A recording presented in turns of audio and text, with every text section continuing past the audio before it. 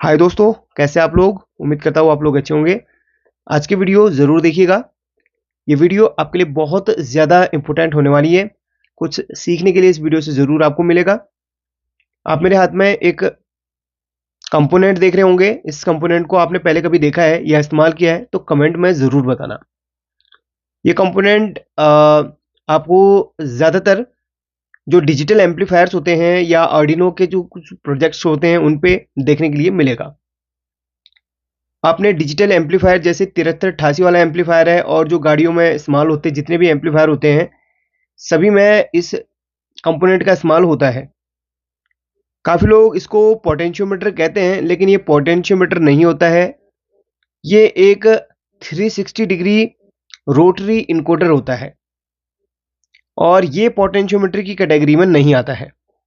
Potentiometer resistance की category में आता है और ये एक स्विच की कैटेगरी में आता है। काम इसका डिजिटल एम्पलीफायर्स में वॉल्यूम को बढ़ाना घटाना, बेस को बढ़ाना घटाना, फंक्शन को एडजस्ट करने के काम पे ही आता है, लेकिन इसकी जो वर्किंग होती है वो काफ़ी डिफरेंस होती है।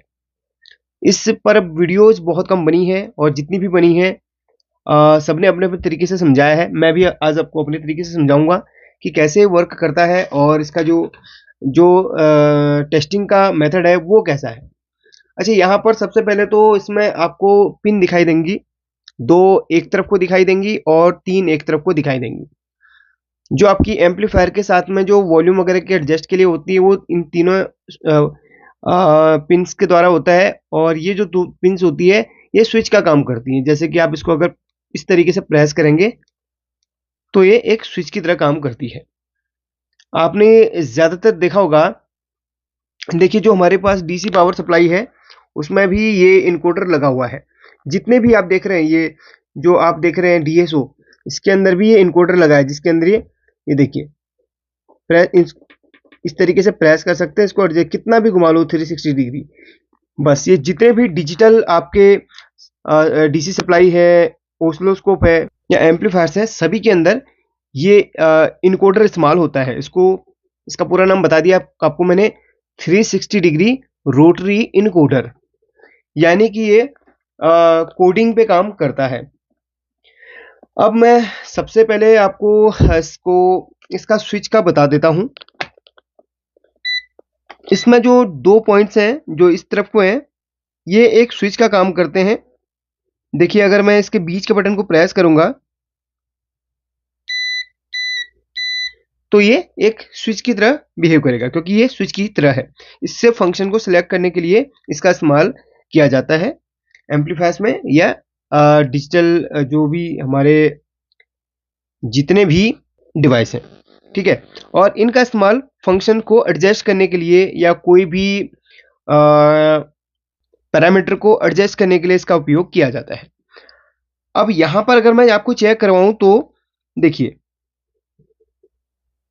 मैंने इसको इस तरीके से अटैच कर लिया है और मैं इसका नोब घुमाने की कोशिश करूँगा, तो आप इसमें सुनने की कोशिश करेंगे। तो मैंने फ़िलहाल इसको रखा हुआ है बज़र मोड पे और अगर आप सुनेंगे तो देखिए टक टक टक टक टक टक करके ये आवाज़ भी कर रहा है और वहाँ पर देखिए जैसे घुमा रहा हूँ तो इसकी 2 पिन शॉर्ट हो रही हैं, कोई भी 2 पिन शॉर्ट हो रही हैं और वहाँ पर वो अपनी वैल्यू दिखा रहा है। अब यहाँ पर इसके अंदर का जो पाथ होता है, वो ट्रैक होता है, वो कैसे काम करता है, उसकी 2 जो 3 पिन है वो कैसे काम कर रही है, थोड़ा-सा समझने की इसको कोशिश आप करेंगे। तो इसमें जो कॉमन की पिन होती है वो आपको ये प्लेट को समझ लेना है, जो अंदर ये मेटल प्लेट लगी हुई है 1, 2, 3, 4, 5, 6 ज़्यादा भी हैं, बहुत ज़्यादा होती हैं, लेकिन एक एग्ज़ाम्पल के लिए मैंने यहाँ पर कुछ दिखाई हुई हैं आपको। तो ये जो आप है, आप इसको कॉमन समझ लीजिए, यानी कि जो इसमें 3 पिनें होती हैं, इसकी जो बीच की पिन होती है वो होती है कॉमन, जो कि इन प्लेट्स के साथ में जुड़ी रहती है। और यहाँ पर बाकी की जो ये 2 पिन्स आपको इधर-उधर मिल रही हैं, बीच को छोड़ के लेफ्ट राइट में मिल रही हैं, वो आउटपुट ए और आउटपुट बी कहलाती हैं। अगर आप देखेंगे, देखिए अगर आप इसको इस तरफ भी घुमा रहे हैं तो भी वैसे ही बिहेव करेगा और अगर आप इसको लेफ्ट को घुमा रहे हैं तो भी वैसे ही काम करेगा। बस अंतर है इसके वर्किंग का। अगर आप ध्यान से देखेंगे तो अगर ये देखिए, अगर हम नोब को घुमाते हैं नोब को घुमाते हैं तो ये देखिए, ये कॉमन के साथ में ये पहले ये टच हो रहा है, यानी ये दोनों एक ही साथ में, ये दोनों एक ही साथ में यहाँ पर ये एक ही साथ में, एक ही शाफ्ट के साथ में कनेक्ट होते हैं। अब मैं इसको घुमाऊं तो दोनों साथ में ही घूमेंगे। तो पहली वाली बॉल पहले इसमें टच होगी, उसके बाद दूसरी बॉल पूरी इसमें टच होगी, क्योंकि दोनों साथ में टच होंगे। तो ये पहली बॉल इसमें टच होगी, उसके बाद दोनों साथ में, यानी कि ये जैसे हम इसको घुमाते हैं तो पोजीशन कुछ इसकी घुमाने के बाद पोजीशन पहले ये बॉल इसमें टच होगी, उसके बाद ये दोनों बॉल्स की पोजीशन कुछ इस तरीके से आ जाएगी। ये देखिए कुछ इस तरीके से, ये आप देखिए कुछ इस तरीके से। फिर अगर मैं इसको घुमाता हूं तो पोजीशन चेंज होगी। ये देखिए पोजीशन चेंज हो गई। मैं अभी इसको इस तरफ को घुमा रहा हूँ, यानी कि इसको क्लॉकवाइज घुमा रहा हूँ। तो पहले ये बॉल टच होगी इस पे, और उसके बाद इसी के साथ में, यानी कि दोनों एक ही साथ में जुड़े, एक ही साफ्ट के साथ में जुड़े हैं, दोनों बॉल साथ में ही घूमती हैं, या दोनों जो इसके पॉइंट्स हैं वो साथ में ही घूमते हैं। तो थोड़ी देर में अभी देखिए इसमें है, तो जब इस देखिए इसकी पोजीशन अभी ऐसे हो गई, और ये देखिए इसकी पोजीशन इधर पे आ गई, यानी कि पहले इसमें ये बॉल टच हो रही है, उसके बाद घुमाने पर ये दोनों बॉल साथ में इसमें टच हो रही है। अगर आप देखेंगे तो ये बॉल इसके साथ में पहले टच हो रही है इधर को घुमाने पर। अगर मैं उसको दूसरी पोजीशन में घुमाता हूँ तो ये जो आउटपुट ए का साइड है वो पहले इसमें टच होगा, और फिर इसको घुमाने पर ये देखिए कुछ इस तरीके से पोजीशन आ जाएगी, आउटपुट बी का फिर टच होगा।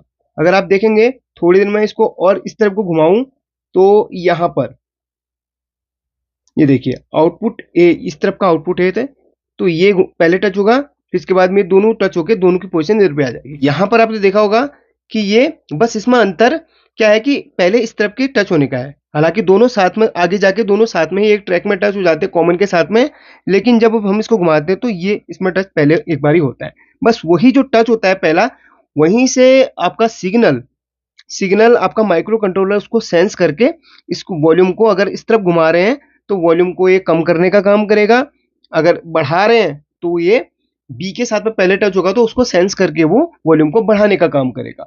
ठीक है, मैं आपको एक इमेज के थ्रू और समझाने की कोशिश करता हूं। देखिए अगर आप यहां पर देखें और ध्यान से समझें, तो यहां पर ये जो है ना, ये साथ में ना होके ये देखिए इसका जो ग्राफ है इस तरीके से बन रहा है, और बी का ग्राफ कुछ इस तरीके से बन रहा है, यानी कि ये इतने में अंतर आ रहा है, बराबर नहीं है। देखिए एक ऊपर है एक नीचे है। तो अगर आप देखेंगे तो अगर मैं इसको इस तरीके से रोटेशन कराने की कोशिश करूं तो ये बी के साथ में कॉमन पहले टच होगा, तो ये स्विच ऑन हो जाएगा। यानी कि अगर मैं इस तरफ को घुमाऊं, अभी पूरा आपको प्रैक्टिकल के साथ में समझाऊंगा, मेरे पास कोई एनिमेशन वगैरह का सिस्टम नहीं है, वरना मैं मुझे एडिटिंग भी उतनी खास नहीं आती, वरना मैं पूरी तरीके से आपको सिखा देता, लेकिन कोशिश अपनी तरफ से कर रहा हूँ, थोड़ा सा टाइम दे रहा हूँ, इसलिए मैं इसको इस तरफ घुमाता हूँ। तो ये दोनों पिनें साथ में टच होंगी, होने के लिए तो तीनों पिनों साथ में टच होती हैं, लेकिन पहले ये दोनों टच होंगी, फिर कुछ ही माइक्रो सेकंड में फिर उसके बाद ही में ये तीनों आपस में टच हो जाएंगी, टक टक टक टक इस तरीके से होगा। अब देखिए मैं आपको एक कनेक्शन के द्वारा समझाता हूँ, मैं एक एलईडी के कनेक्शन इसमें करता हूँ। अब प्रैक्टिकल समझा देता हूँ किस तरीके से होगा। अच्छा यहाँ पर ये इसमें कोई जैसे हमारा वॉल्यूम पोटेंशियोमीटर में होता है ना, वो वाला सिस्टम नहीं है, ये भी एक स्विच ही है। तो स्विच ये आपस में टच होके एक जैसे जैसे घुमाते रहेंगे, टक टक हो रहा है ना, घुमाते रहेंगे टच होते रहेगा, वो टच होते होते वो वहां पे सिग्नल देगा, तो इस सिग्नल के माध्यम से काम करता है। ठीक है, ये एनालॉग सिग्नल को डिजिटल में कन्वर्ट करने का एक काम कर रहा है। अच्छा मैं यहाँ पर आपको दिखाता हूँ। देखिए ये दो एलईडी लगाऊंगा, दोनों एलईडी पे किस तरीके से वर्क हो रहा है, एक बार ध्यान से आप इसको देखेंगे समझेंगे तो आपको समझने में ज़्यादा कठिनाई नहीं होगी। तो मैं इसके कनेक्शन इस तरीके से कर लेता हूँ। एक एलईडी को मैंने इसके आउटपुट के ए सिरे में जोड़ लिया है, और एक एलईडी को इसके बी सिरे में मैं जोड़ देता हूँ आउटपुट के, यानी कि एक वॉल्यूम कम और एक वॉल्यूम ज़्यादा वाला। अगर मैं इसको इस तरीके से समझाऊं तो बेहतर होगा। तो मैंने इसके कनेक्शन इस तरीके से कर लिए हैं। एलईडी के जो पोजीशन है कुछ इस तरीके से मैंने रखी हुई है, आप यहां पर अभी देखेंगे। देखिए अब मैं यहां पर बीच में ग्राउंड को जोड़ लेता हूं या कॉमन को जोड़ लेता हूं। तो अब यहां पर देखें, ये देखिए मैंने इधर पावर दे दिया है और यहाँ पर इसको इस तरीके से कनेक्ट कर लिया। अभी एलईडी नहीं जल रहा क्योंकि नॉर्मल ये ऑफ कंडीशन में होता है। और मैं इसको जैसे घुमाऊंगा तो देखिए दोनों एलईडी ब्लिंक कर रही है। जैसे घुमाते रहूंगा, ये देखिए, पहले मैं दोनों को साथ साथ घुमाता हूँ तो आप देखिए जैसे जैसे मैं घुमाते रहता हूँ तो ये स्विच ऑन होते रहेगा। ये देखिए ये ऑन हो रहा है, 1 सेकेंड के लिए हो रहा है, ठीक है। ये देखिए, पहले तो मैं दोनों की इस तरीके से आपको दिखा दिया। अब यहाँ पर आप अगर आप देखेंगे, अगर मैं इसको क्लॉकवाइज घुमाता हूं तो क्या होगा, एक एलईडी पहले चलेगी बहुत धीरे, स्लो मोशन। हालांकि मैं स्लो मोशन कैमरे को नहीं करूंगा, बल्कि अपने वर्क को मैं स्लो मोशन करके दिखाऊं। तो आप देखेंगे जैसे मैं इसको एंटी क्लॉक घुमाऊंगा तो एक एलईडी पहले चलेगी, बहुत स्लो मोशन में करूंगा इसको, ठीक है। और एक एलईडी पहले जलेगी और एक एलईडी बाद में जलेगी। अगर मैं इसको एंटी क्लॉक घुमाऊं तो देखना, ये जली फिर ये जली, देखा आपने, ये पहले जली फिर वो जली, देखिए, ये देखिए, ये देखा आपने। तो जैसे मैं इसको इस तरफ घुमा रहा हूं तो माइक्रो कंट्रोलर क्या होता है, वो इसके सिग्नल को सेंस करता है। अगर मैंने इसको इस तरफ घुमाया है, फटाफट नहीं घुमा रहा हूं क्योंकि फटाफट घुमाऊंगा तो दोनों साथ ही जलेंगे, और धीरे घुमाऊंगा तो पहले एक एलईडी जली, फिर ये, फिर दूसरी एलईडी जली। तो माइक्रो कंट्रोलर को पता चलेगा कि इसने इसको एंटी क्लॉक घुमाया। अगर मैं सॉरी क्लॉक वाइज घुमाया, अगर मैं इसको एंटी क्लॉक घुमाऊं तो वो एलईडी पहले जलेगी फिर ये जलेगी, देखना, ये देखो, लेकिन बहुत धीरे, 1 सेकेंड, ये फिर ये फिर ये ये ये ये। तो आपने देख लिया होगा, अगर मैं इसको क्लॉकवाइज घुमाता हूं तो ये एलईडी पहले जलती फिर वो, ये।